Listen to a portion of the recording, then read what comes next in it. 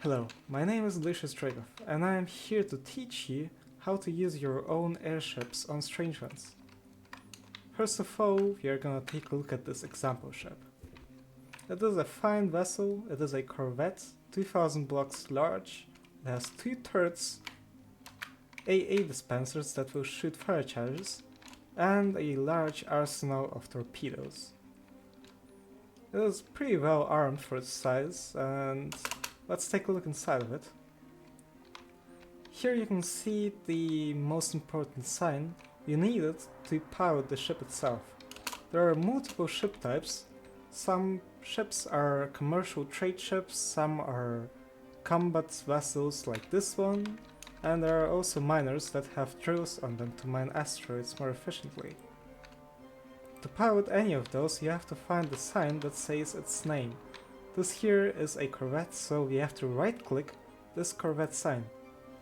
Now it's gonna tell us in chat that we have successfully piloted this craft, and it tells us the size as well. If there are any issues with the ship, if it's lacking some necessary blocks for it to pilot, it will tell you in chat what exactly it needs. For example, more redstone blocks for the thrusters, or more wool for the lift so that the ship can fly. This is the bridge with all the important control signs on it. Movecraft, which allows us to use these ships, is very bound to those signs. This here is the most important one, the cruise sign. We'll get to it in a second. One of your most important tools is the stick. You have to hold it and right click it to move into some direction that you're facing with the stick.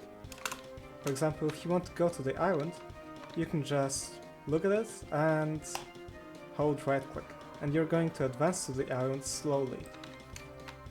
Now that's not the only way to move your ship.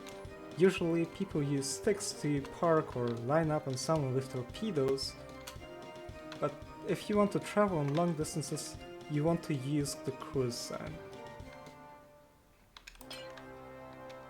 And yeah, it's gonna take a little bit to start the engines, but once it's moving, you're gonna see the difference. If you get out of the cockpit here, you can see that it is much faster than moving with a stick. It moves about 6 blocks per second with the size, and every ship type has its own speed. Usually the smaller ships are faster than the larger ships, which is pretty logical. Now, to stop the cruise, you have to right-click the sign again, and it is very important, you cannot right-click the signs with the stick. So if you wanna turn on your cruise, you cannot use the stick to do that, and you can see that it didn't work since it's saying off. If you right-click it, it's gonna tell you it's on, and that's a good sign since you're gonna be moving. To rotate the ship, you can use this wheel here. You right-click it to turn to the right side, and you left-click it to turn to the left side. You also have the send and ascent signs. They're basically like the cruise signs, they do not work both at the same time, so if you're going to ascend, it's going to disable the cruise sign, and if you want to cruise, it's going to disable the ascent sign. It works on the same principle as cruise sign does. It's going to cruise upwards or downwards, depending on which sign you click. On some ships it is faster to use this stick to go up and down, since since ascent and descent signs aren't always the fastest methods of going up and down. There is also a more complicated way to cruise, which is very useful to know. It is allowing you to directly cruise in any directions you want. Basically, you have to left click with the stick, and you're going to enter direct control mode. That means if you're right clicking with the stick now, you're going to move upwards, no matter what direction you're facing. And if you shift and click with the stick again, you're going to move downwards. This is pretty useful in combat if you have to keep your eyes on the target that cannot turn away. In combat you don't want to look on the ground to go down a couple blocks, you want to face your enemy all the time. But it's not the only thing that the direct control mode is going to introduce, you can also cruise diagonally. What you need to do is to smash the cruise sign for it to say online, and then you pick either the 4th or the 6th slot to go diagonally right or diagonally left. Right now we are going diagonally left, but you can't see that very well. You'll be able to see it now. We are coming a little bit closer to the target on both X and Z levels, as you can see on the minimap right now. So if we want to move diagonally, we have to left click with the stick, get into direct control mode, and pick either the 4th or the 6th slot. Now this direct control mode also allows you to descend while you're cruising. That's very simple to do. Enter direct control mode and hold shift. Now you can see on the right side here, this while level, it's changing if you're holding shift here. Very simple. Now the next thing I'm gonna teach you is remote signs. Those signs here. They're very important for big ships and some small ships if you have torpedoes on it, but mostly for the big ships. Like here, you have a TNT gun. If you want to rotate it, you have to make a turret, and this is what the turret sign looks like. The subcraft rotate sign, it's basically defining what the sign is. It rotates the sign. The turret is what it is a turret, and a turret is the name of the turret, so that you can identify which turret you want to turn around here with this sign here. It basically works like the wheel here that we use to rotate the ship. You left click it, it turns to the left, you right click it, it turns to the right.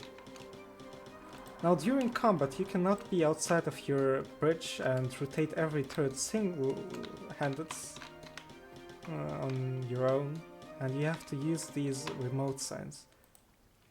As you can see in chat, it reports the face of the facing side of the turret. It faces west. Now, since we have 2 turrets, let's do the same with the B turret. We are going to turn it to the left, and it's going to face west as well. Now we are ready to fire the guns on the right side. Here, usually it always depends on the gun, but almost all the guns on this server, they're you can vertically line your trajectories up with this repeater here. I'm very bad at explaining this, but I will just show you. This here is the 2nd level, and it's going to shoot straight. Now if you want to shoot a little bit more to the bottom of the world, you have to go to the minimal level of the repeater, and the TNT turrets will shoot downwards. If you go to the maximal level of this repeater, you're going to shoot very high upwards, which is very useful against some bombers or ships that are just high up in the air. But now a problem: how do we aim with these TNT canes? We cannot line up on the enemy just like that and hope that it's gonna hit. Well, thanks to the cane director, this is possible. You have to right click the cane director with your hands, do not hold the stick when doing so, and it's gonna tell you in chat you are now directing the canes of this craft. So if you're gonna shoot the TNT cane now and aim with the stick, it's going to direct the TNT projectiles in the right direction. The cobwebs you see here, they're showing you the trajectory of the TNT guns, and they're gonna vanish in a sec, yeah. So if you wanna shoot a ship, you want to have a cane director on your ship, and you want to have access to it. Let's shoot at this carrier over here. As you can see, we've barely hit it. We've hit one of the fighters on it. Sometimes it is more useful to descend the ship rather than affecting the arcs here.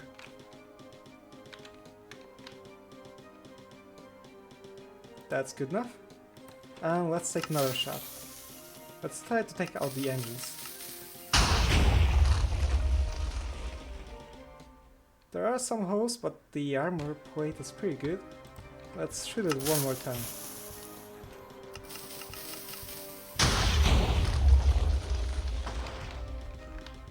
Sometimes it takes loud shots to breach a ship's armor, especially if it's a combat ship that has a lot of armor plates on it. But I think that's enough of holes to set it on fire.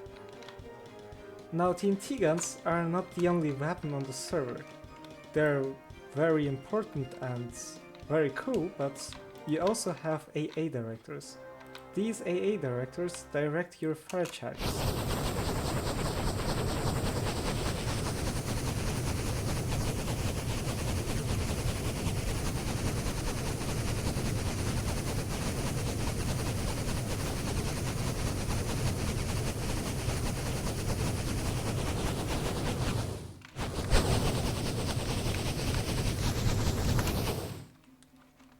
Now, as you can see, we were able to set this ship on fire.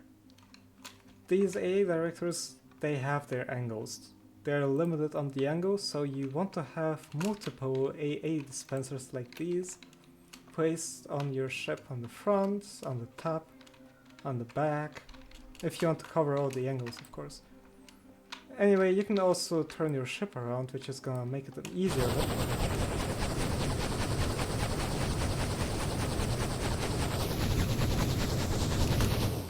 But yeah. The next weapon on the ship that I'm going to show you is the torpedo. It is very simple to use it. All you have to do is to right click the sign. It doesn't fly forever. It's going to stop at about 100 to 150 blocks, and it's just gonna fall into the void. But if it does hit someone, it's gonna make a lot of damage. Well, of course, it is very easy to dodge those, so you have to be very careful when you shoot them. I hope you have enjoyed this tutorial. Now you know how to operate a ship and control the weapons. Now you're ready to start your adventure on Strangelands. Good luck!